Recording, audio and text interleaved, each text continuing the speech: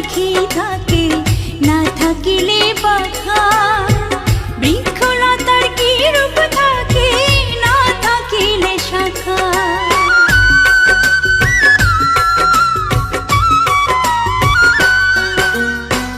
পাখি কি আর পাখি থাকে না থাকিলে পাখা, বৃক্ষলতার কি রূপ থাকে না থাকিলে শাখা। সূর্য ছাড়া চাঁদ